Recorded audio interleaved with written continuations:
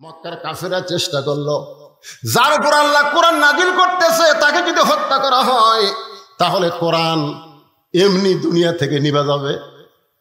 আল্লাহ নবীকে হত্যা করার পরিকল্পনা করলো, অর্থাৎ কোরআনকে দুনিয়া থেকে বিদায় করার পরিকল্পনা করলো। গভীর রাত্রে মক্কার 37টা গোত্রের 37 জন নেতা আল্লাহ নবীর বাড়ির চারিধার ঘেরাও করলো এই জিকিরকে হত্যা করার জন্যে। আসলে নবী হত্যা না, আল্লাহর কোরআনকে দুনিয়া থেকে নিপাত করার চেষ্টা করলো। আমার কথা কি বুঝবার পারতেছেন? আল্লাহ বললেন, হাবিব দীর্ঘ 13 বছর মক্কায় কলেমার দাওয়াত দিলেন, মুসলমানের সংখ্যা হলো মাত্র 320 জন। এইরকম দাওয়াত দেয় ইসলামের বিজয় সম্ভব না। ওরা যখন চাচ্ছে কোরআনকে নিপাত করতে, আপনাকে হত্যা করতে, আপনি গভীর রাত্রে মক্কা থেকে মদিনায় হিজরত করেন। ওই কাফেরদের চোখ ডাঙ্গায়া আল্লাহ নবী আবু বকরকে সঙ্গে করে মদিনায় চলে আসলেন। মাত্র 8 বছর পর আল্লাহ তাআলা যেই মক্কা থেকে নবীকে মদিনায় পাঠাইছিলেন, ওই মক্কা আবার বিজয় দিয়া দিলে। সবাই পড়েন আমার সঙ্গে, ইজা জা নাসরুল্লাহি ওয়াল ফাতহ ওয়া রাআইতান নাসা ইয়াদখুলুনা ফি দীনিল্লাহি আফওয়াজা ফাসাব্বিহ বিহামদি রাব্বিকা ওয়াস্তাগফির ইন্নাহু কানা তাওয়াবা। এখন আপনাদের কাছে আমার একটা প্রশ্ন, সে প্রশ্নটা হলো, আপনারা বলেন তো, মক্কায় রাসূল কত বছর কলেমার দাওয়াত দিছে? আচ্ছা, আপনারা কি আমার কথা বুঝবার পারতেছেন না, না রাগ করে উত্তর দিচ্ছেন না? কোনটা কথা কন না, কথাগুলি তো সব।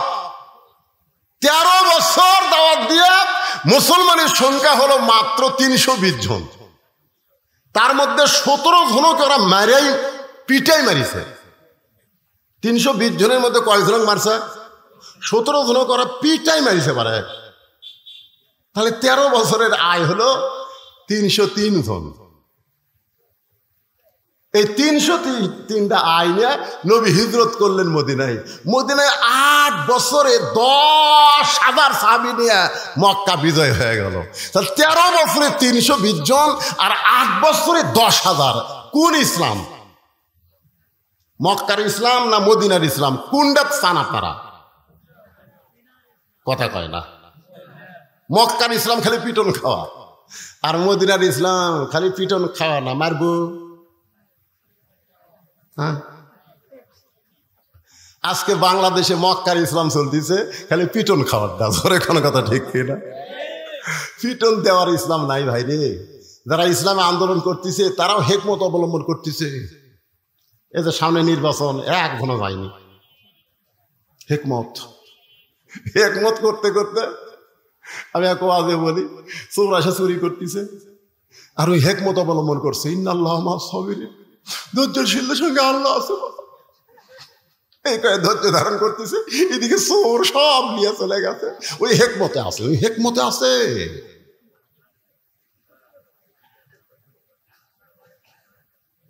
কি আমাদের বগুড়াতে একবার ওই ভোট কেন্দ্র দখল করবে আওয়ামী লীগ, বিএনপিও ডানাস, আওয়ামী লীগ ডানাস। ভাই, যারা ভোট কেন্দ্র দখল করে যাচ্ছে ওকে 3টা পিঠাই মারিছে। এই মারা মাত্র 1 জায়গাত মরিছে, সঙ্গে সঙ্গে গোটা কাহার নন্দীগ্রাম আর কোনো জ্ঞানজাম নাই। কি বুঝতেছেন? সারা জীবন খালি 2 হাত করে দোয়া করবেন। আমার ওয়াজের মধ্যে আছে এই 2 হাত খালি দোয়া করার হাত না, লাঠি ধরারও হাত। জোরে কোন কথা, ঠিক কথা কন না কেন? খালি হিকমত অবলম্বন করতেছে। চোর সব চুরি করে লিয়ে গেছে, লিয়ে যাক বার, এবারে লিয়ে যাক, সামনেবার আমি সদা ক্ষম, সামনেবার সদা কবি। ওই সামনে আসতে আসতে আবার চোর আসবি। আপনি খালি হিকমতই ধরবেন। এই করতে করতে 16-17 বছর চলে গেল। জোরে কোন কথা কন না কেন? একটু মনোযোগ দিয়ে শুনবেন। আল্লাহ নবী মক্কায় থাকতে কলেমার দাওয়াত দিয়েছেন, কারণ নবী ছিলেন ইমাম আর আবু জেহেল ছিলেন নেতা। নবী ছিলেন ইমাম আর আবু জেহেল হলো নেতা। এই কারণে 13 বছরে মুসলমানের সংখ্যা হলো 320 জন। কারণ জালেম যদি নেতা হয় আর ভালো মানুষ যদি মসজিদের ইমাম হয়, ওই মসজিদ দিয়ে কোনোদিন সমাজের 1 পয়সা উপকার হবে না। জোরে কোন কথা ঠিক কিনা? জালেম হচ্ছে নেতা আর আলেম হচ্ছে ইমাম। আল্লাহ দেখলেন ইসলামের ধারা পাল্টাতে হবে, এই নবীকে হিজরত করে মদিনায় নিয়ে গেলেন। মদিনায় নিয়ে যাওয়ার পরে আল্লাহ তাআলা সর্বপ্রথম নবীকে দিয়ে একটা মসজিদ বানায় নিলেন, যে মসজিদের নাম হলো মসজিদে কোবা। ধরে কোন মসজিদের নাম কি? যারা হজ করছেন এখানে, যারা হাজী সাহেব আছেন তারা সবাই মসজিদে কোবা চেনেন, অথবা যারা ওমরা করছেন তারাও চিনেন। ওই মসজিদের মধ্যে 2 রাকাত নামাজকে যদি আদায় করে আল্লাহ খুশি হয়ে তাকে একটা ওমরা হজের সওয়াব দিয়ে দেয়। কাবা ঘরে 2 রাকাত নামাজ পড়লে আপনি 2 লক্ষ রাকাত নামাজের সওয়াব পাবেন। মদিনায় যদি 2 রাকাত পড়েন আপনি 1 লক্ষ রাকাত নামাজের সওয়াব পাবেন। বাইতুল মুকাদ্দাসে যদি 2 রাকাত পড়েন 1 লক্ষ রাকাত নামাজের সওয়াব পাবেন। আর মসজিদে কুবার মধ্যে 2 রাকাত পড়লে একটা উমরা হজের সওয়াব পাওয়া যাবে। তাহলে চিন্তা করেন মসজিদে কুবার এত দাম কেন? এই বাংলার মুসলমান, মসজিদে কুবার দাম কেন জান লাগবে না? মসজিদ কি জন্যে? মসজিদ কি জন্যে? কয়েকদিন আগে যে আপনাদের সামনে ওয়াজ করলাম, ওখানে মসজিদের কিছুটা গুরুত্ব তুলে ধরছি। ব্যারাস যতই দল করো মসজিদের মধ্যে কয় দল? জয় খান না কেন? 1 দল। আওয়ামী লীগ, বিএনপি, জাতীয় পার্টি, জামাত সব কাতার সোজা করতেছে।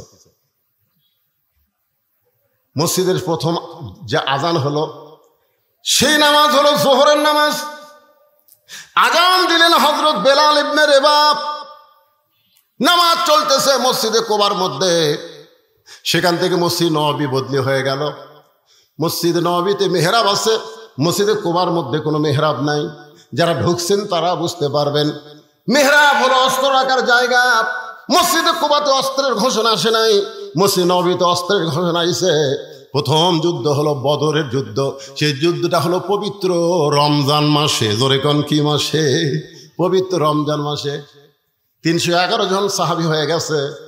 311 জন। জোরে বলেন কয়জন? এমন সময় 2টা ছোট বাচ্চা দৌড়ে নবীর কাছে এসে বলতেছে, ইয়া রাসূলুল্লাহ, আমরা 2 ভাই জিহাদের ময়দানে যাবার চাই। আল্লাহ রাসূল বললেন, জিহাদ কোনো ইয়ার কি মারার জায়গা না, তোমরা ছোট মানুষ, তোমরা যুদ্ধের কি বুঝবা? বলে, হুজুর আমরা জিহাদে যাব, নিয়ত করেছি। কারণ জিহাদের ময়দানে কেউ যদি শহীদ হয়ে যায়, আপনি বলেছেন শহীদের মৃত্যু একটা খুদি পিঁপড়া কাটার চাইতেও আযাব কম। মানে এক কথা আযাবই নেই। একটা খুদি পিঁপড়া যদি আপনার কামড় দেয় আপনি চটকে দেন না? হুজুর আমরা শহীদ হবার চাই। আল্লাহ রাসূল বললেন, জিহাদের ময়দানে শহীদ হতে গেলে তার একটা মাপ হওয়া লাগবে। বেলাল, দেখি মাপের কাঠি নিয়ে আসো। একজনের নাম হলো মুআফেজ আর একজনের নাম হলো মুআজ। মুআজ আর মুআফেজ 2 ভাইয়ের। মুআজকে মাপের মধ্যে নিয়ে আসা হলো। মাপে দেখা গেল 5 ফুট লম্বা হয়ে গেছে। আল্লাহ রাসূল বললেন, মুআজ তুমি লম্বাই হলো 5 ফুট, তোমাকে জিহাদের ময়দানে যাওয়ার হুকুম দেওয়া হলো। মুআফেজ বলতেছে, ইয়া রাসূলুল্লাহ, ও লম্বা হবার পারে কিন্তু আমার চাইতে ওর শরীরে শক্তি কম। ওগো আল্লাহর নবী, আপনি যদি আমাদের 2 ভাইকে কুস্তি লাগা দেন তাহলে দেখতে পারবেন লম্বা হলে কি হবে, ওর গাওয়াত কোনো শক্তি নাই। নবী তাবাসসুম মুস্কি হাসি দিয়ে বললেন, ঠিক আছে তোমরা 2 ভাই কুস্তি করো। 2 ভাই যখন কুস্তি করতেছে, ছোট ভাই মুআজকে কানে কানে বলে, ভাই তুমি তো মাপে হয়েই গেছো ভাই, তোমার তো আর কোনো টেনশন নাই, কিন্তু এই কুস্তিতে তুমি একটু দুর্বল হয়ে আমার বুকের নিচে পড়ো, আমার বুকের নিচে পড়ে যাও, তাহলে আমি তোমার বুকের উপর থাকলে নবী আমাকেও যাওয়ার পারমিশন দিয়ে দিবে। মুআজ বলতেছে, নবী কিন্তু সাধারণ বিষয় না, হয়তো বুঝবার পারবে। বলে, ভাইজান বুঝবার পারবে না, তুমি একটু দুর্বল হয়ে নিচে থাকো, আমাকে একটু তোমার বুকের উপর উঠে দাও। মুআজ বলতেছে, আমি পারবো না। এবার মুআফেজ কানে কানে বলতেছে, ভাই রে তুমি বলো তো, আল্লাহ রাসূলকে জীবনের চাইতে যদি বেশি ভালোবেসে থাকো তাহলে বলো, ডান দিক থেকে যদি কাফেররা নবীকে লক্ষ্য করে তীর মারে তুমি না হয় ডান দিকে থাকতে পারো, কিন্তু বাম দিক থেকে যদি তরবারি মারে বাম দিকে কে দাঁড়াবে বলো? আমি থাকবো ডানে, তুমি থাকবো বামে, তুমি থাকবা সামনে, আমি থাকবো পিছনে। আমাদের জীবন যতক্ষণ থাকবে আল্লাহ রাসূলের দেহ কাফেরদের অস্ত্র যেন স্পর্শ না করে। সঙ্গে সঙ্গে মুআজ দুর্বল হয়ে বুকের নিচে পড়ে যায়। এমন সময় আল্লাহ রাসূল বলতেছে, এইরকম ছোট বাচ্চারা শহীদ হওয়ার নিয়তে যখন আল্লাহর দল করে, এই ইসলামকে কেউ মাটির নিচে দাফন করতে পারবে না। একদিন গোটা পৃথিবীতে ইসলামের বিজয় হয়ে যাবে। লিল্লাহে তাকবীর। আল্লাহ বলতেছেন, মুসলমান না হয়ে মরো না। আমরা কখন মরবো কেউ জানি? এই জোরে এখন কেউ জানি? তাহলে আমরা যদি না জানি কখন মৃত্যু হবে, তাহলে মুসলমান আমাদের হওয়ার জন্যে আমরা টোপলা বান্দার মতন কি ঈমান আমল ঠিক রাখছি? আপনারা কি মনে করতেছেন? বর্তমান যে পরিবেশ বাংলাদেশে চলতেছে, এই পরিবেশে এখন যদি আজরাইল আমাকে জান কবজ করবার আসে, আমরা কি করব? ও বাবারে মারে, ও বাবা আজরাইল রে। একটা গজলেতে আছে, এবারের মতন ফিরে যাও রে আজরাইল, মিনতি করিয়া কই তোমারে। নূহ বললেন, বুড়িমা বন্যা গজব শেষ হয়ে গেছে, বন্যা গজব শেষ হয়ে গেছে। সুবহানাল্লাহ হবেন না? ও বুড়িমা, তোমার কথা আমার মনেই নাই, তোমার কথা আমার মনেই নাই। বন্যা গজব শেষ। আমি শুধু তোমার কাছে জানতে চাই, গোটা দুনিয়ার সব কিছু ধ্বংস হয়ে গেল, তোমার ঝুবড়ি বাড়ি আর তোমার কিছুই হলো না। বুড়ি মুস্কি মুস্কি হাসের বলে, নূহ রে, আমি যখন আল্লাহর প্রতি ঈমান গ্রহণ করেছি, তখন ঈমান আমাকে বলে দিয়েছে, দুনিয়ার সবাই তোমাকে ভুলে যাইতে পারে, কিন্তু আল্লাহ তোমাকে কোনোদিন ভুলবে না।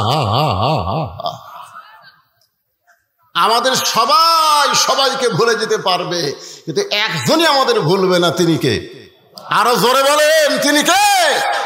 তাহলে আমরা জিকির করব কার? ঠিক আছে ইমান? ঠিক আছে তো? কি মনে হচ্ছে কার জিকির হবে? চড়ে করে পরে বসে আছে আমাদের জাতির পিতা, বাবা আজর রশি ধরে টানতেছে, নিচে নমরুদের আগুনের চুলা দাও দাও করে জ্বলতেছে। ফেরেশতা জিবরাইল এসে সালাম দিয়ে বলে, ওগো আল্লাহর নবী ইব্রাহিম, আপনি যে হারে কাঁদতেছেন, আপনার কান্না দেখে আমার দরদ হয়ে গেল। আপনি যদি চান, আল্লাহ আমাকে 600 পাখা দান করছে। জোরে কোন কয়শো? একটা পাখার বাতাস দিব, আগুনের চুলা সাগরে গিয়ে নিভে যাবে। যদি আপনি চান, আপনার কান্না দেখে আমার দরদ হয়। ইব্রাহিম বলে, জিবরাইল, আমি একটা বারও নমরুদের আগুনের চুলার দিকে তাকাই নাই। তাহলে কাঁদতেছেন কেন? বলে, কান্দার কারণ হলো আমার জন্ম দেওয়া বাপ, আমার জন্ম দেওয়া বাপ রশি ধরে টানতেছে আমাকে আগুনে ফেলে দেওয়ার জন্য। সন্তান যখন বিপদে পড়ে, বাবা তখন সন্তানকে সাহায্য করে। জোরে কোন কথা ঠিক কিনা? আর ভাগ্যগুণ আমি এমন একটা বাবার সন্তান, যেই বাবা আমাকে নমরুদের চুলার মধ্যে, আগুনের মধ্যে ফেলে দেওয়ার জন্য রশি টানতেছে। আপনারা বলেন তো, ইব্রাহিম নবীর বাবা মানুষটাকে ভালো না খারাপ? জোরে কোন, ভালো না খারাপ? আর আমাকের বাপ,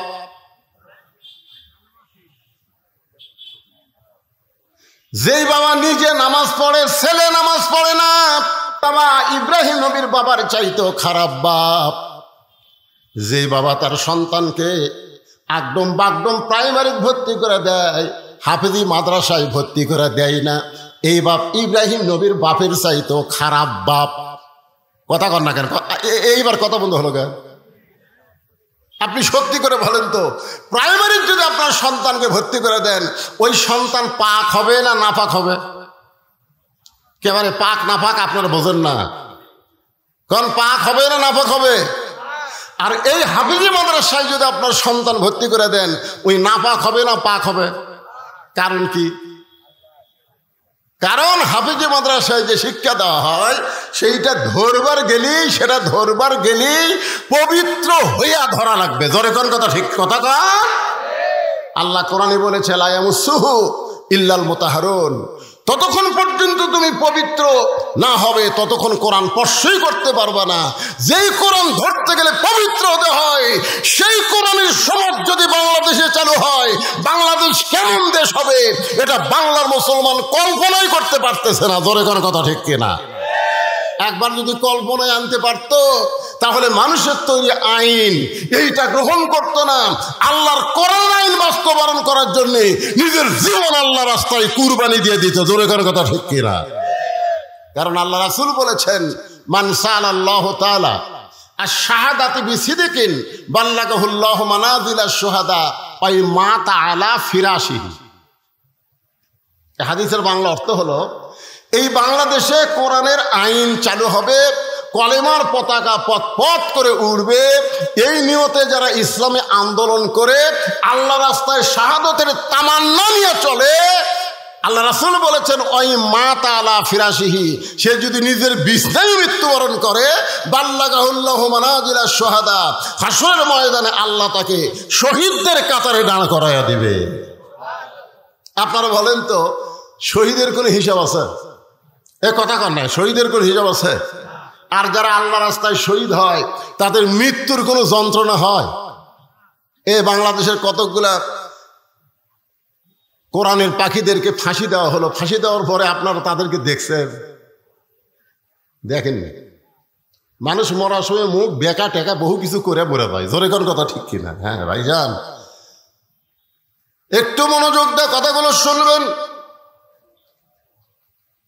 ফাযকুরুনি আযকুরুকুম ওয়াশকুরুলি ওয়ালা তাকফুরুন। এই আয়াতটাকে নিয়ে আপনাদের সামনে আলোচনা করতেছি।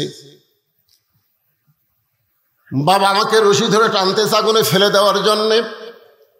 রে জিবরাইল, নমরুদের চুলার দিকে আমি একবারও তাকাই নাই, কারণ আমার ঈমান বলতেছে আগুনের মালিক নমরুদ না, আগুনের মালিককে। সবাই বলেন আগুনের মালিককে। নমরুদ আগুন জ্বালাবার পারবে, কিন্তু পুরানোর ক্ষমতা নমরুদের হাতে নাই। হাসবি আল্লাহ, পড়েন হাসবি আল্লাহ নিমাল ওয়াকিল অনিমাল মৌলা অনিমান নাসির। আল্লাহু আকবার কর না আপনারা, কি কথা রে ভাই? আমি শুনলাম এলাকাত নাকি কোরআনের দলের লোক বেশি, আর কোরআনের আয়াত তেলাওয়াত হয়, আল্লাহু আকবার কয় না। বাংলাদেশে বড় বড় দল যেগুলো আছে, যাকে আমরা বড় বড় দল বলি, এই বড় বড় দলের মধ্যে আল্লাহু আকবার নাই। জোরে কর কথা, ঠিক কথা কর না কেন? হ্যাঁ, ওরকে বহু মিছিল আমরা শুনছি, জীবনে কোনোদিন আল্লাহু আকবার শুনছেন? যদি কেউ ভুল করে আল্লাহু আকবার দেয়, ইচ্ছা করে তো দিবি না, ভুল করে যদি দেয় ও ঘাট ধরে বার করে দিবি। কিন্তু আমাদের দলের তো এই স্লোগান নাই। তা আপনারা কি সেই দলের মানুষ? তো কোরআনের আয়াত শুনলে ঈমান বাড়ে না কমে? একই কথা কয়দিন শুনবে? আল্লাহর কোরআনের আয়াত তাকে শোনেন, দেখি আপনাকে ঈমান কি বোঝে। ইন্নামাল মুমিনুনা আল্লাযীনা ইযা যুকিরাল্লাহু ওয়াজিলাত কুলুবুহুম ওয়া ইযা তুলিয়াত আলাইহিম আয়াতুহু জাদাতুহুম ঈমানাও ওয়া আলা রাব্বিহিম ইয়াতাওয়াক্কালুন।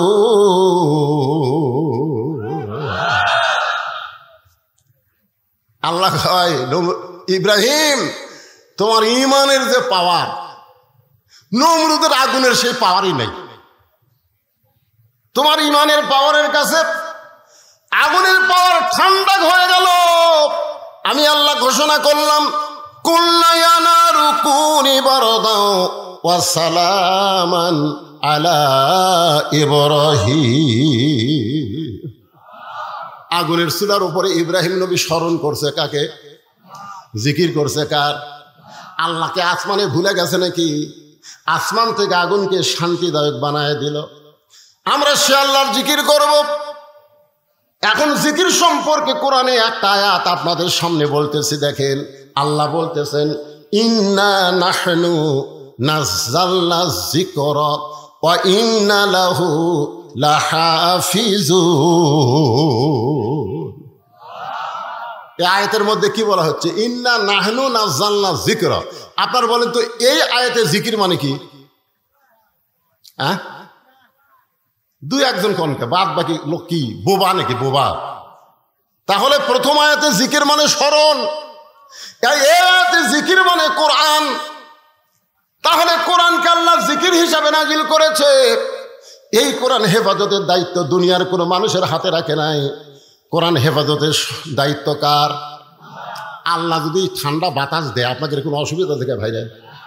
আমি তো বৈশাখ মাসের মাহফিলে আমি বলে দিই, এই যে উপরে যে কাপড় টাঙ্গাইনি, এই যে কাপড়, আমি এই সপ্তাহে যে কয়টা মাহফিল করছি এই খালি আজগাড্ডার উপর কাপড় দেখতেছি।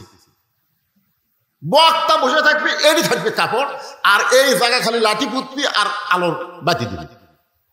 সামান্য বাতাস ওটা কাপড় দিতে ছেড়ে এখন এরা করে হাঁ করে এই টাকা দাও, মাঝে সাথে আধা টাকা ওর দিতে চায়। কারণ বৈশাখ মাসের বাতাস তো আক্কেল নাই, ধরে কোনো কথা ঠিক কিনা, ভিতরে ঘুরবি দেয় চাঙা দিয়ে তুলে যায়।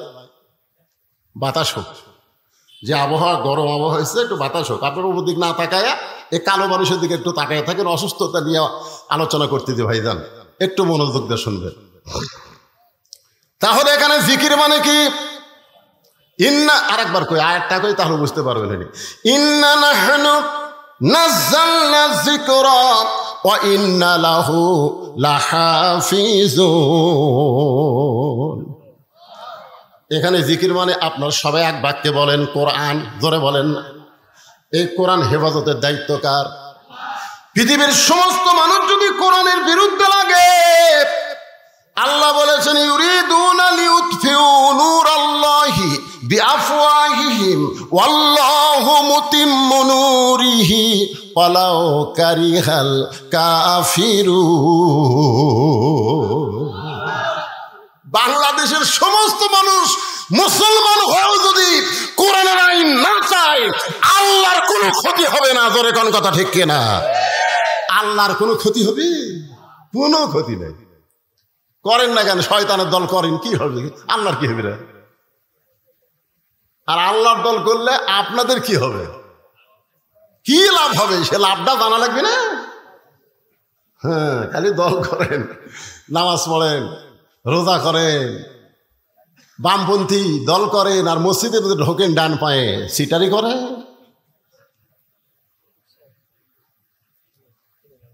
শোনেন, প্রথম একটা আয়াত নাজিল হলো, রাসূল তখন মদিনায় নামাজ পড়াচ্ছেন। আয়াতটা নামাজের মধ্যে আল্লাহ তাআলা রাসূলের উপর নাজিল করলেন, নামাজের ভিতরেই আল্লাহ ওহী নাজিল করলো। আয়াতটা হলো ইয়া আইয়ুহান নাবিয়্যু হারজিল মুমিনিনা আলাল কিতাল। আমার আগে সাফি ওয়াজ করলো না, সাফি খালি না, বাংলাদেশের অধিকাংশ বক্তারা এই ভুলটা করে। বলে মুনাফিক সর্দার হলো আব্দুল্লাহ ইবনে উবাই। আব্দুল্লাহ ইবনে উবাই হলো একজন সাহাবী। আব্দুল্লাহ ইবনে উবাই হলো একজন সাহাবী। উবাইয়ের বেটা আব্দুল্লাহ, উনি আব্দুল্লাহ ভালো মানুষ, কিন্তু উবাই ইবনে খালফ যিনি মুনাফিকের সর্দার, তার নাম হলো উবাই ইবনে খালফ। জোরেকার নাম কি? আর এক জায়গাতে আছে উবাই ইবনে সলুল। হ্যাঁ, উবাই ইবনে সলুল না উবাই ইবনে খালফ। আর আব্দুল্লাহ ইবনে উবাই একজন সাহাবী। আর আমরা একটা সাহাবী খেলে মুনাফিক বলে যাচ্ছি। আমার কথা কি বুঝতে পারছেন? হ্যাঁ, তো উবাই ইবনে খালফ সামনে কাতারে নামাজ পড়ে, টুপি ঠিক, দাড়ি ঠিক, জুব্বা ঠিক, পাগড়িও ঠিক। এখানে আবু বকর রাদিয়াল্লাহু পাশে নামাজ পড়ে। আয়াত যখন নামাজের মধ্যে নবীর উপর নাজিল হলো, তখন নবী নামাজের সালাম ফিরায় সাহাবীর দিকে মুখ করলেন, মুখ করে বললেন, সাহাবীরা, আল্লাহ পাক একটা আয়াত আজকে নামাজের মধ্যে আমার উপর নাজিল করেছে। সাহাবীরা তো আশ্চর্য হয়ে বললেন, হুজুর, আল্লাহ কি আয়াত নাজিল করলো আপনি আমাদের বলেন। আল্লাহ নবী বললেন, তাহলে সাইদ হয়ে তোমরা শোনো, এই আয়াতটা হলো সাইদ হওয়ার আয়াত। জোরে কোন কি হওয়া? সাইদ হওয়া। খালি জামাতবদ্ধ ভাবে নামাজ পড়লে হবে না, কাতার সোজা করে নামাজ পড়লে হবে না। জামাতবদ্ধভাবে কাফের বেঈমানদের বিরুদ্ধে অস্ত্র ধারণ করা লাগবে। কারণ মক্কার কাফেররা যে কোনো সময় মদিনা আক্রমণ করতে পারে, আর মদিনা আক্রমণ করলে ইন্নাল্লাহা মা'আস সাবিরিন, ধৈর্যশীলদের সঙ্গে আল্লাহ আছে। আজকে আমাদের গোটা বাংলাদেশ ভারত আক্রমণ করেছে, প্রতিবেশী ভারত আমাদের গোটা বাংলাদেশ আক্রমণ করেছে। আপনারা বলতেছেন হুজুর কি দিয়ে আক্রমণ করলো? ভারত তো আমাকে সাহায্যকারী, ভারত আমাদের প্রতিবেশী। আপনি জানেন না ভারত অস্ত্রের চাইতে মারাত্মক অস্ত্র দিয়া আমাদের বাংলাদেশকে আক্রমণ করে আমাদের ঘরের বউ পর করে দিছে। কথা কন না কেন ভাই? আপনাকে গ্রামতকে ডিশের লাইন নাই? আপনি যাই আজকে ভোগ কবেন যে বলছিস এত ওয়াজ শুনিস, অমুক ভক্তের এত ওয়াজ শুনিস, পর্দার এত ওয়াজ শুনিস, আজ থেকে ভারতের 2টা চ্যানেল বাদ দিবি, স্টার জলসার জি বাংলা, এই 2 চ্যানেল দেখা হবে না। খালি এই কথা কবেন, দেখবেন তো বউ আপনার পক্ষে আছে না চ্যানেলের পক্ষে গেছে। আপনি খালি এটা খেয়াল করবেন। শোনেন, মেয়ে মানুষকে যদি দখল করে, মরদ মানুষ দখল হতে কোনো দেরি নাই, কারণ মেয়া দিয়েই বাংলাদেশ চলতেছে। তোর এখন কথা ঠিক কিনা ভাই? কিভাবে দেখছেন ভারত আমাকে যুদ্ধ করা লাগবে কে রে? এমন ভাবে মাল দিয়ে দিচ্ছে আমাদের ছেলেমেয়েকে, যুবকদেরকে, যুবকগুলা সব নষ্ট হয়ে গেছে। একটু মনোযোগ দিয়ে কথাগুলো শুনবেন। যদি মক্কা মদিনা আক্রমণ করে, দোয়া দরুদ দিয়া মদিনা রক্ষা করা যাবে না। ওই কাফের বেঈমানদের বিরুদ্ধে অস্ত্র ধারণ করা লাগবে, যুদ্ধ করা লাগবে। সুবহানাল্লাহ। সমস্ত সাহাবীরা বলতেছে হুজুর আমরা এক পায়ে রাজি। কারণ আল্লাহ যখন বলেছে অন্যায়ের বিরুদ্ধে যুদ্ধ করতে আমরা এক পায়ে রাজি। কিন্তু উবাই ইবনে খালদ ও সামনে কাতারে টুপিওয়ালা দাড়িওয়ালা ও নবীর কাছে গিয়ে বলতেছে হুজুর এইটা না গন্ডগোলের আয়াত। আপনারা বলেন তো ইসলামী আন্দোলনের আয়াত এটা কি গন্ডগোলের আয়াত? কথা কন না কেন, এটা কি গন্ডগোলের আয়াত? নবী চম করে বললেন স্বয়ং আল্লাহ তাআলা যে আয়াত নাজিল করলো, আমার 1 নম্বর মুসল্লি বলতেছে গন্ডগোলের আয়াত। সঙ্গে সঙ্গে আল্লাহ তাআলা আবার আয়াত নাজিল করলেন, ওয়ামিনান নাসি মান ইয়াকুলু আমান্না বিল্লাহি ওয়া বিল ইয়াউমিল আখিরি ওয়া মা হুম বিমুমিনিন। মানুষের মধ্যে অনেক টুপিওয়ালা, দাড়িওয়ালা, জুব্বাওয়ালা, নামাজিওয়ালা থাকবে, আল্লাহ বিশ্বাস করবে, আখিরাত বিশ্বাস করবে। আল্লাহ বলেছে ওরা মুমিনই না, ওরা মুমিন নয়, ওরা হলো মুনাফিক। বাংলাদেশে আল্লাহর কোরআন দিয়ে চলুক এই নিয়ত যদি কারো অন্তরে না থাকে, ওর একটা ইবাদত আল্লাহর দরবারে কবুল হবে না। জোরে কোন কথা ঠিক কি না? আপনারা বলেন তো যতগুলা শায়েক আমাদের বাংলাদেশে আছে, এই শায়েকের মধ্যে কোন আন্দোলন আছে? কথা বল না কেন আছে? আমি তো মনে করি এই শায়েকেরা হয়তো শয়তানের কাছ থেকে কিছু পায়। একটা শালা ওই ইসলামী আন্দোলনের একটা কথাও কয় না। ধরে কথা কন না কেন ভাই? এই শায়েক কিন্তু বেশি দিন আগে থেকে শুরু হয়নি, এটা শুরু হচ্ছে বছর 15 আগে থেকে। আগে মৌলানা ছিল, হজরত মৌলানা ছিল, হঠাৎ এই শায়েক, এক শায়েক এক কথা বলছে আর এক তাহেরি সেটা নিয়ে লেগে গেছে। এখন ফেসবুক খুলে দেখেন, ও রে বাবা রে, নবী কখন থেকে কি হলো, এই নিয়ে আমাদের বাংলাদেশের যুবকেরা মাথা শেষ। নামাজ পড়ে কি হবি রে? তাহেরি একটা কয়, আহমদুল্লাহ একটা কয়, কেন তোকে নামাজ পড়ে কি হবে, এই কথা তো কে বলো না, হুজুর ঠিক নাই কি? তুমি যত বড় আলেম হও, তোমার জবান দিয়ে যদি ইসলামী আন্দোলনের কথা না আসে, বাতিলের বিরুদ্ধে হকের পক্ষে কথা না আসে, তোমার একটা আমল আল্লাহর দরবারে কবুল হবে না। জোরে কোন কথা ঠিক কিনা? ডাইরেক্ট যদি বলবার না পারো, আল্লাহ বলেছেন উদউ ইলা সাবিলি রাব্বিকা বিল হিকমা, বদরুশের মতন হিকমতের সাথে কও। জোরে কোন ঠিক না? আমি কি ডাইরেক্ট কই? আমি অ্যাঙ্গেলে মারি, তাই বলে কি হক কথা বলা লাগবে না?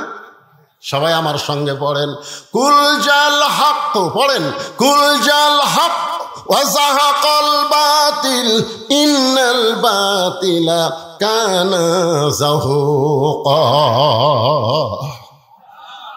তাহলে কোরআন হেফাজতের দায়িত্ব কার? এমপি সাহেবের আগমন। আপনাদের এমপিকে আমি এর আগে দেখছি, তখন এমপি ছিল না, তো এমপি হওয়ার পরে এটা প্রথম।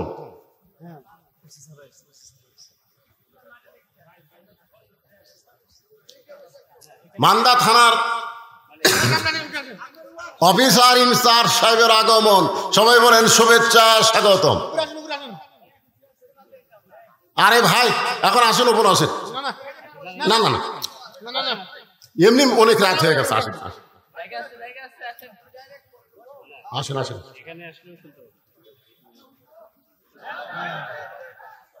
যে মানুষটা সাধারণ মানুষের মধ্যে বসতে চায়, এমপি হওয়ার পরও কখনো তার মনে এতটুকু অহংকার আসে নাই যে আমি এমপি।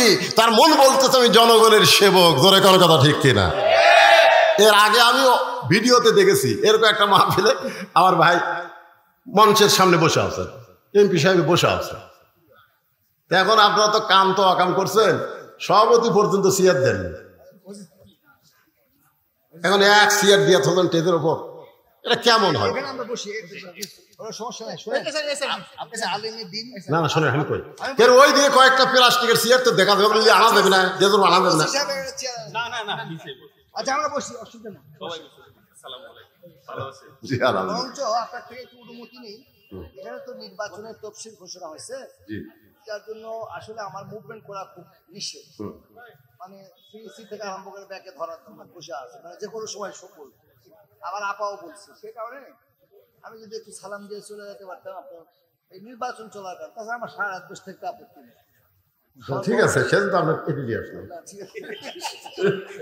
ওটি বসে আসলে তারা সালাম কিভাবে দিতে ভাই। ঠিক আছে, আমি আপাতত কিছু সময়ের জন্য আলোচনা বন্ধ করলাম। আমার প্রধান অতিথি সাহেব, তার সঙ্গে থানার ইনচার্জ সাহেব এসেছেন, তারা একটু সংক্ষিপ্ত সালাম দেবেন, শুভেচ্ছা দেবেন, তারপরে ইনশাআল্লাহ।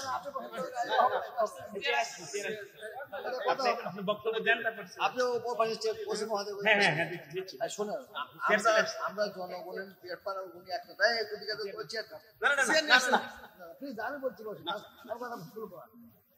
না, খারাপ লাগবে না, তাহলে আপনি নিচে যায় বসে। না না না, এটা হবে না, এটা হয়। ওরা তো গভর্নমেন্টের প্রতিনিধি, আমি হচ্ছে আপনাদের প্রতিনিধি, আমি আপনাদের সাথে থাকবো। মানে শেখ হাসিনা আমরা তো অনুরোধ করতেই আছি স্যার।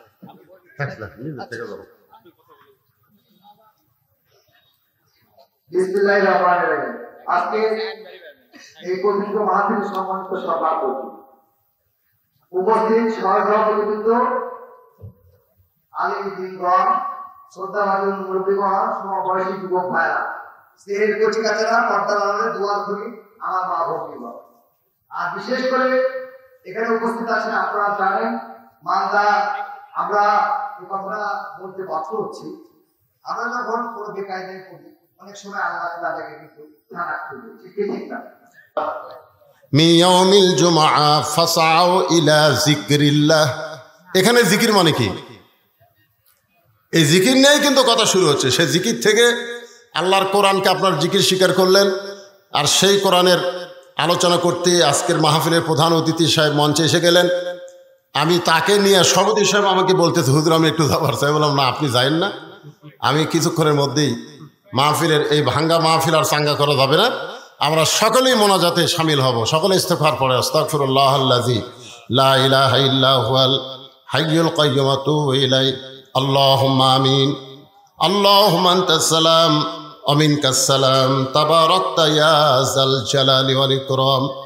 আয় আল্লাহ তাআলা, তোমার নবীর এতিমখার হাফেজি মাদ্রাসাকে লক্ষ্য করে আজকের এই জান্নাতের বাগান সাজাইছিল আল্লাহ।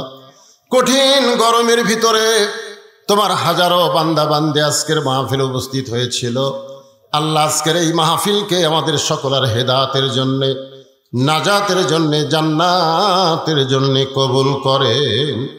এই মাহফিলের শুরু থেকে শেষ পর্যন্ত যত আলোচনা হয়েছে আল্লাহ, যদি কোনো ভুল হয় মাফ করে দেন, জাহাদিয়া মঞ্জুর করেন। সোনার মদিনায় নবী পাকের রওজা মোবারকে আল্লাহ কবুল করে নেন। তামাম আম্বিয়ায়ে কেরাম, আসহাবে কেরাম, তাবিঈনে কেরাম, তামাম পৃথিবীর মাটির নিচে যত মুমিন মুমিনা শুয়ে আছে আল্লাহ সকলের আরওয়াহ ফরে হাদিয়া কবুল করেন। আমরা যারা হাত তুলেছি আমাদের জনম দুঃখনী মা বাবা যাদের কবরে চলে গেছে আল্লাহ মা বাবার কবরকে জান্নাতের টুকরা বানিয়ে দিন। আমাদের বাপ মা যাদের জীবিত আছে আল্লাহ এই নিয়ামতের হায়াত বাড়ায়া দেন। আল্লাহ আমি অসুস্থ, আমার মতো যারা অসুস্থ হাত তুলেছে আল্লাহ সুস্থতার নিয়ামত দান করেন। ফিলিস্তিনের মুসলমানকে আল্লাহ আপনি বিজয় দেন। ফিলিস্তিনের মুসলমান নিজের জন্য যুদ্ধ করে না, তোমার বাইতুল মুকাদ্দাসকে রক্ষা করার জন্য যুদ্ধ করে। আল্লাহ বাইতুল্লাহ তুমি আবাবিল পাখি দিয়া আব্রাহা বাদশাকে ধ্বংস করে দিলে, তোমারই বাইতুল মুকাদ্দাসকে হেফাজত করার জন্য আল্লাহ তুমি মুসলমানদেরকে বিজয়, ফিলিস্তিন মুসলমানদের হেফাজত করো। যারা জীবন দিয়েছে তাদেরকে শাহাদতের মর্যাদা দান করো। যারা আহত অবস্থায় আছে হাসপাতালে তাদেরকে সুস্থতার নিয়ামত দিয়ে দাও।